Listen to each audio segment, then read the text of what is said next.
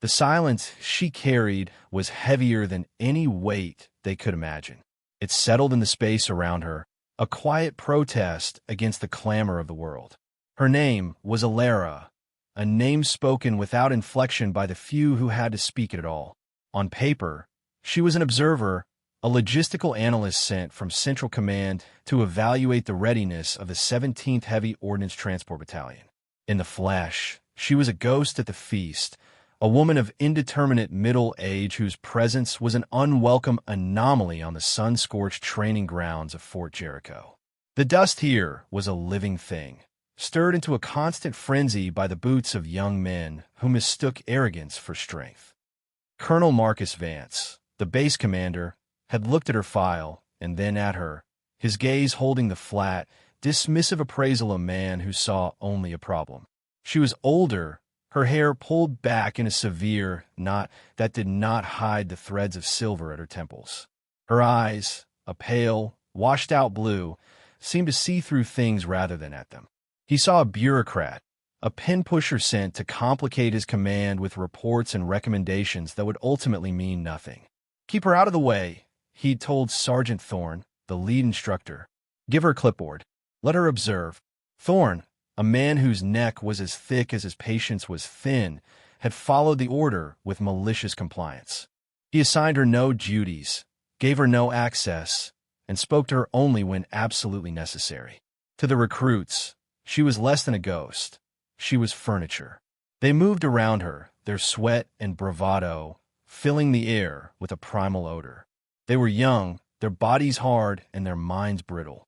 The leader of the pack was a recruit named Decker, a specimen of chiseled muscle and casual cruelty who saw Alara's quiet presence as an affront to his world of grunts and iron. He and his friends would snicker when she passed, their comments just loud enough to be heard. "Must be lost from the admin building. Someone's mom come for a visit." Alara heard them. She heard everything. The whispers, the squeak of a loose bolt on a Humvee, the uneven rhythm of a recruit's breathing that signaled impending exhaustion.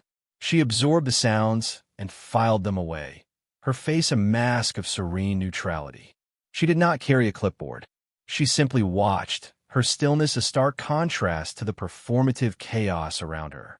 She noted the way Thorne favored brute force over technique in his instruction, the way Decker's confidence was a thin shell covering a core of insecurity, the way a young, quiet private named Miller watched the proceedings with an intelligent anxiety that the others lacked. Her first week bled into her second. The dust and the dismissal became a predictable rhythm. The focus of the training shifted to the MCAT, the Mobile Cargo Assault Transport.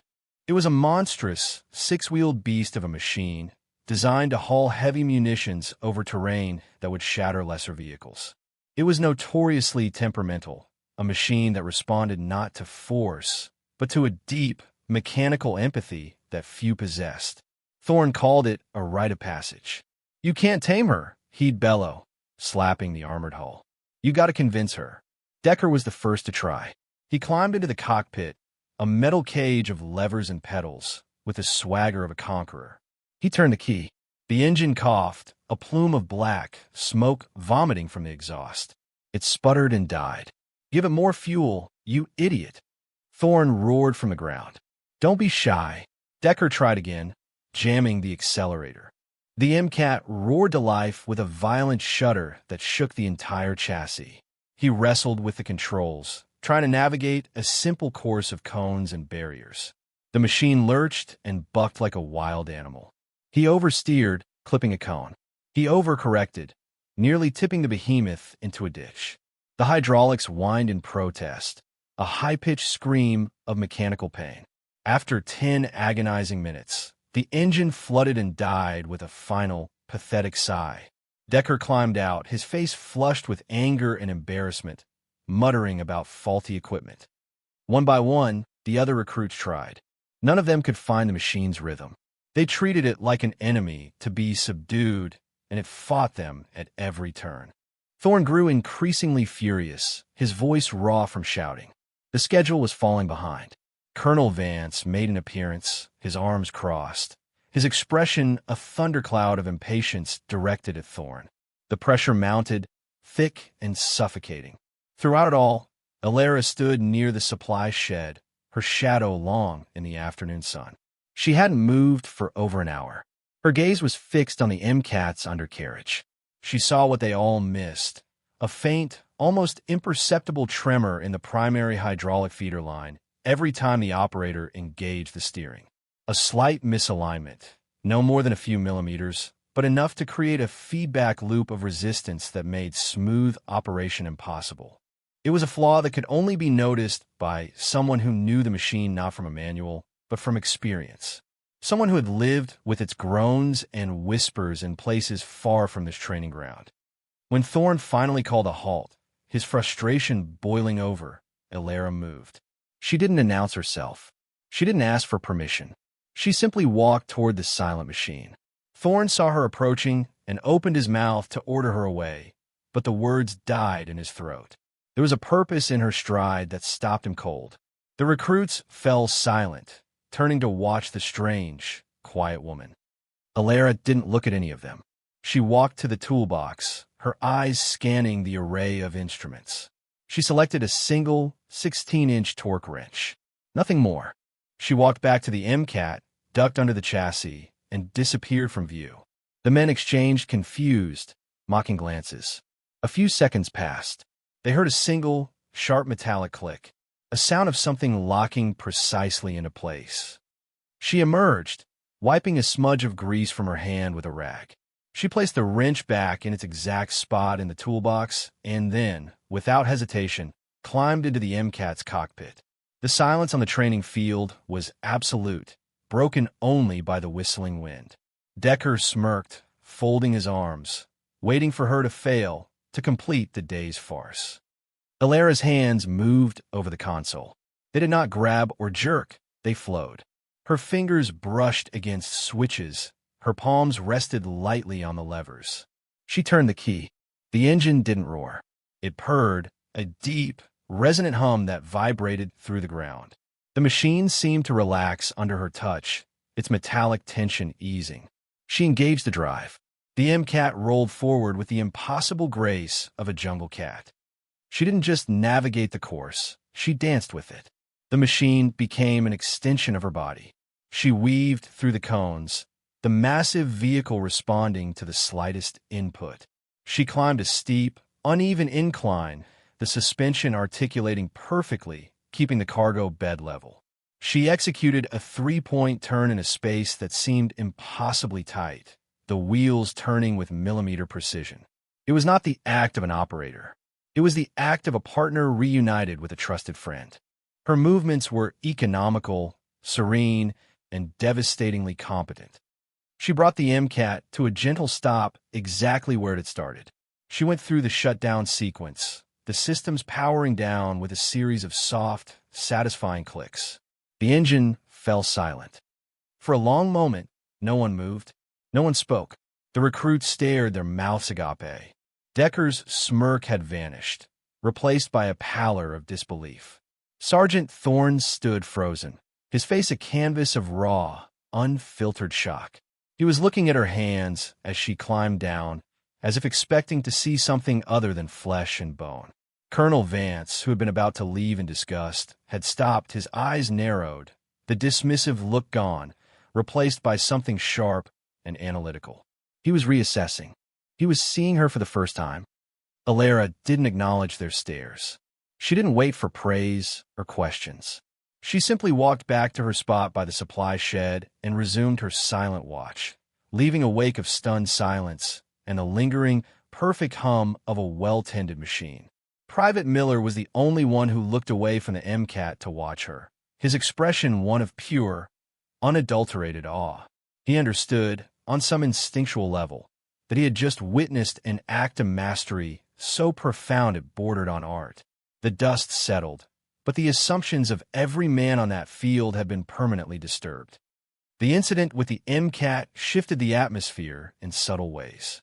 The overt mockery from the recruits ceased, replaced by a wary, confused curiosity. They kept their distance, but their glances were no longer dismissive. They were questioning. Sergeant Thorne stopped, ignoring her completely. He would nod curtly in her direction, a gesture thick with unspoken questions he was too proud to ask. Alara remained unchanged, her silence as constant as the rising sun. She knew that respect born of a single demonstration was fragile. It had to be forged in something stronger. The next phase of training moved indoors, to a place where the currency of respect was simpler and more brutal, the weight room. It was a cavern of steel and sweat, a secular temple where the gospel of strength was preached in grunts and clanging plates. Here, the hierarchy was clear, measured in pounds and kilos. Decker, his ego wounded by the MCAT incident, sought to reclaim his dominance in this familiar territory. He loaded a deadlift bar with 160 kilograms, a weight that drew a small crowd of admirers. With a theatrical roar, he heaved it from the floor, his back arching dangerously, his face turning a deep shade of crimson. He slammed it down, grinning through his exhaustion as his friends clapped him on the back. Alara was there, in a corner, going through her own routine. She moved with the same quiet efficiency she'd shown in the MCAT. Her weights were not heavy by the room standards. She focused on mobility, on control, on the deep, stabilizing muscles that the younger men ignored in their quest for brute power. She worked with kettlebells, her movements fluid and precise. The men watched her from the corners of their eyes. Decker, feeling magnanimous in his recent triumph, sauntered over. "Taking it easy, ma'am," he asked, his tone a slick blend of feigned respect and condescension. "Don't want to overdo it." Alara finished her set, placing the kettlebell down without a sound. She looked at him, her pale eyes holding his for a moment. "There's a difference," she said, her voice low and even. Between moving weight and controlling it, she turned and walked away to begin a series of stretches, leaving him standing there, the rebuke so subtle he wasn't entirely sure it was one. The real test came not with barbells, but with machinery. A sudden, urgent directive came down from command. A storm front was moving in faster than predicted, and a mobile communications relay, vital for an upcoming regional exercise, had to be deployed to a high ground position immediately. The relay was powered by a portable diesel generator, a dense, awkward block of metal and wiring weighing just over 180 kilograms. It sat on the loading bay floor, a dead weight of pure inertia. The bay's overhead gantry crane, the standard tool for such a job, had suffered a hydraulic failure. It was out of commission. Thorne swore, kicking the base of the broken crane. "Manual lift," he yelled. "We need 4 men. Now, Decker, you and your boys. Let's go." Decker, eager to prove his strength in a practical setting, grabbed 3 of the largest recruits. They surrounded the generator, a squat, metal box with unforgiving edges. They found their grips, counted to 3, and heaved. The generator lifted an inch, then tilted precariously as one man's grip slipped. They dropped it with a deafening clang that echoed through the bay. Their faces were strained, their confidence draining away with each passing second. Colonel Vance arrived, drawn by the commotion. His face was a mask of cold fury. "Thorne, what is the delay?" he snapped. "That relay needed to be on the move 10 minutes ago. Every second you waste here puts the entire exercise at risk." "Crane's down, sir," Thorne said, sweat beading on his forehead. "My men are having trouble with the lift." "Then find men who can do the job," Vance retorted, his eyes sweeping over the pathetic scene with utter contempt. They tried again. They strained, muscles bulging, veins standing out on their necks. Grunts of exertion turned into pained groans. They managed to get it waist-high before their coordinated effort fell apart, their grips failing. The generator crashed back to the concrete floor, louder this time. The failure was total.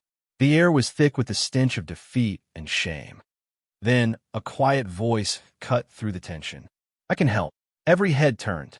Alara had stepped forward from the shadows of the bay. She stood there, calm and centered, her presence pulling the focus of the entire room. Thorne let out a short, incredulous laugh.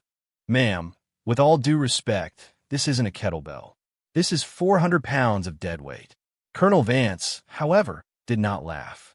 He looked at Alara, a strange, calculating light in his eyes. He remembered the MCAT.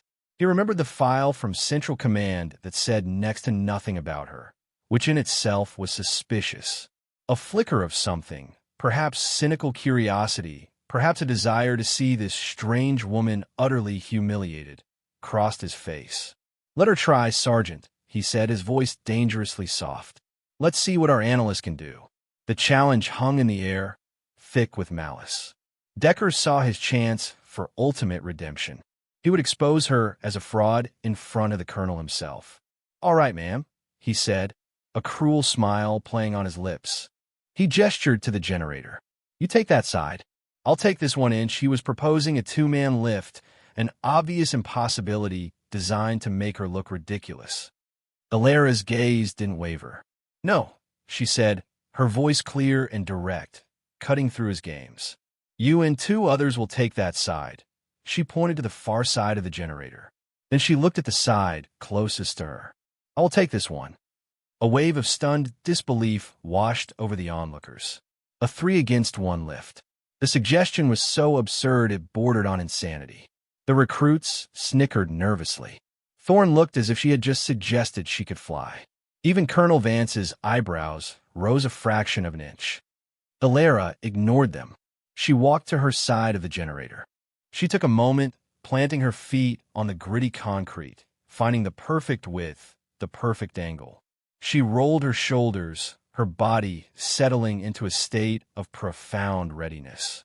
She reached down, her hands wrapping around the cold, unforgiving steel of the generator's frame. Her grip was not one of brute force, but of structure, her fingers and palms becoming extensions of the levers of her own bones. The entire bay had gone silent. The only sound was the distant hum of the bass. For Alara, even that faded away. The world narrowed to the space between her hands and her feet. It was her and the weight. It was a familiar feeling, a conversation she had been having her entire life. In her mind's eye, she was not in a loading bay in Fort Jericho. She was in the shattered highlands of some forgotten country, the air tasting of cordite, lifting a collapsed beam off a trapped teammate whose call sign was Orion. The weight was the same. The stakes were the same. Everything that mattered came down to this single, focused moment of effort. The small, faded black star tattooed on the inside of her wrist, usually hidden by her sleeve, was now visible. It seemed to pulse with a quiet, internal light. She took a deep, centering breath, filling her lungs completely.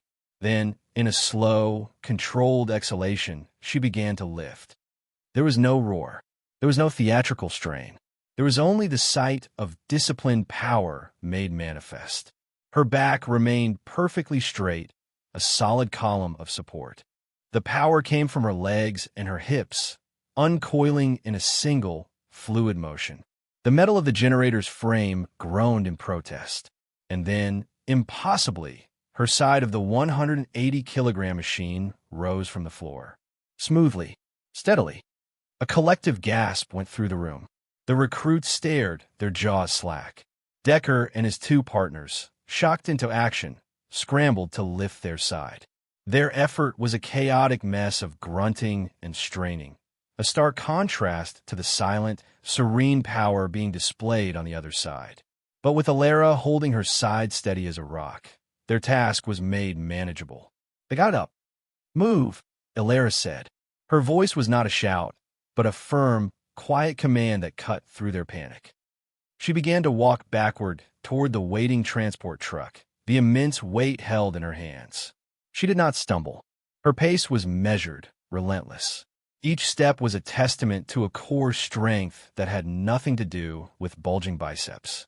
It was a strength born of perfect balance, absolute control, and an indomitable will. Decker and his team shuffled and struggled to keep up, their side wobbling precariously. Alara was their anchor, the fulcrum upon which their frantic effort pivoted. They reached the edge of the truck bed. "On 3, she commanded, her voice calm.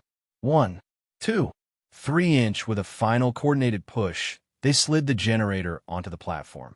It landed with a solid, satisfying thud. Alara let go. She straightened up slowly, her body unfolding. She did not gasp for air. She did not double over in exhaustion. She simply stood there, her chest rising and falling in a deep, even rhythm. A light sheen of sweat glistened on her brow, the only outward sign of the monumental effort she had just expended. A profound, echoing silence descended upon the loading bay. The recruits, Thorne, the truck driver, they all stared at her. They were not just looking at a woman who had lifted an impossible weight. They were looking at something they could not comprehend. Their entire understanding of strength, of power, of the limits of a human body had just been shattered and remade. Decker leaned against the truck, his face pale, his breath coming in ragged gasps. He looked at his own trembling hands, then at Alara, who stood perfectly still. The arrogance had been burned out of him, replaced by a raw, humbling awe. Colonel Vance's eyes were fixed on the small black star on her wrist. His mind, trained to see patterns and recognize symbols, was racing. The star. Vega. It was not a tattoo. It was a designation. A marker for a unit so deep in the shadows it was spoken of only in whispers and denials. The Vega program. Black operations, specializing in asset extraction and high-threat logistics under impossible conditions. A unit that was officially a myth. He thought it had been disbanded years ago. He looked from a star to her face, and for the first time, he understood. She wasn't an analyst. She was a weapon. She wasn't here to observe his command. She was here to test it, to find its breaking point, and to be the one who would not break. His skepticism, his bureaucratic annoyance, it all evaporated, replaced by a sudden, chilling respect. He had been sneering at a legend. The days that followed were different. The air on the base had been cleared of its toxic certainty. The whispers about Alara did not stop, but their tone had changed from derision to reverence. Recruits would part for her as she walked by, their eyes holding a new light. It was not fear. It was respect, pure and deeply earned. They watched her, trying to learn from her movements, from the economy of her every action. Private Miller, emboldened, finally approached her while she was cleaning the MCAT's fuel injectors, a task no one else bothered with. "Ma'am," he began, his voice hesitant. "Your form with a lift. Your back was perfect. How?" Alara paused, looking at the earnest, curious face of a young man. "Strength isn't in your arms," she said, her voice quiet. "It's in your foundation. If your base is solid, you can move anything." She then showed him, using the frame of the machine, how to align his spine, how to engage his core. It was the most she had spoken to any of them, a small gift of knowledge from a vast, hidden reserve. Later that evening, Colonel Vance found her in the now-empty motor pool. The sun was setting, casting long, orange shadows. She was wiping grease from her hands with a rag, her focus absolute. "Vance," the colonel said. He used her last name, but the sound of it was different. It was a name, not a label. The Vega program. Central Command's official stance is that it was decommissioned after the Al-Qadir incident. Alara didn't look up from her hands. The setting sun caught the silver in her hair, making it look like a crown of iron. "Some things are never decommissioned, Colonel," she replied, her voice soft but resonant in the quiet space. "They're just repurposed." She finally met his gaze, her pale eyes holding a universe of experience. "Reports can't tell you if a man will break under pressure. Spreadsheets don't show you the flaw in a machine's heart. You have to be here. You have to feel the weight." He understood then. Her entire presence was a diagnostic. She was walking their lines, testing their metal, feeling for the hairline fractures in men and equipment before the enemy did. His command was not being audited. It was being forged. A junior officer scurried up, holding out a secure datapad for the colonel. Vance took it, his eyes never leaving Alara. He read the brief message on the screen. His expression tightened. He looked back at Alara, a new, urgent respect in his eyes. "There's a situation developing," he said, his voice low. "Northern Territories.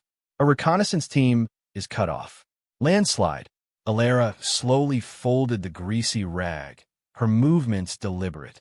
"What's their status?" "Trapped. One of them is pinned under the wreckage of their vehicle. They can't get him out. Their heavy equipment was lost in the slide, The unspoken question hung between them, heavy and absolute. They needed someone who could move the unmovable. On the datapad, a single word flashed from the trap team's last partial transmission. A call sign. Orion. A flicker of something ancient and powerful moved behind Alara's calm eyes. Orion. A name from a different life, a debt she thought long settled. She looked down at her own hands. The hands that had serviced a temperamental machine, the hands that had lifted a generator, the hands that had once pulled a friend from the jaws of death. They were tools. Honed, disciplined, and ready. "Prep the MCAT," she said to Vance, her voice leaving no room for argument. "I'll drive." As she walked toward the motor pool, the men of the 17th, who had been watching from a distance, stood a little straighter. Decker, Thorne, Miller, they all watched her go, their faces illuminated by the last light of day. They saw not a woman, not an analyst, but a force of nature walking toward her purpose. Hours later, the weight room was empty, steeped in the silence of the deep night. The only light came from the moon, streaming through the high windows and falling across the racks of steel. It illuminated the bar Decker had lifted, still loaded with its 160 kilograms. And it illuminated the spot on the floor where the generator had sat, a faint rectangle of clean concrete in the dusty floor. It was a void, an empty space that spoke more profoundly of strength than any loaded barbell could. The dust motes danced in the silver light, silent witnesses to the day that myth had walked among them, a quiet woman who carried the weight of the world and never once complained of the strain.